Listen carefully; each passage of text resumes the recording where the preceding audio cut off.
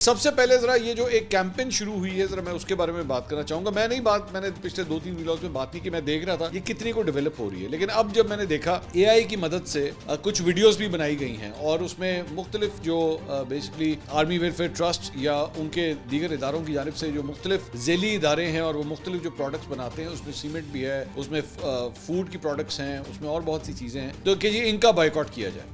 ये इसमें सारी बात की गई है और इसमें कहा गया कि जनाब ये जो अस्करी प्रोडक्ट्स हैं इसका बेसिकली बाइकआउट किया जाए। अस्करी प्रोडक्ट जो है उसके ऊपर मतलब तावीलें कौन दे रहा है? ऐसे यूट्यूबर जो खुद अस्करी प्रोडक्ट है। मतलब सबसे पहली बात तो यही, मैं इसके ऊपर मैं हैरान हो गया कि जो उनकी फैक्ट्रियों में पले बड़े, जिनके सरों के ऊपर उन्होंने हाथ रखे, जिनको फाइलें दिखाई जाती थी, जिनको डॉक्यूमेंट्स शेयर किए जाते थे, जिनसे नैरेटिव दिए जाते थे, जिनको प्रोग्रामों के स्क्रिप्ट दिए जाते थे, अबे इनमें से कई ऐसे हैं जो असेंबलियों में पहुंचे उसी प्रोडक्ट की वजह से। तो प्रोडक्ट तो आप भी हुए उनकी, फिर आपका भी बायकॉट किया जाए।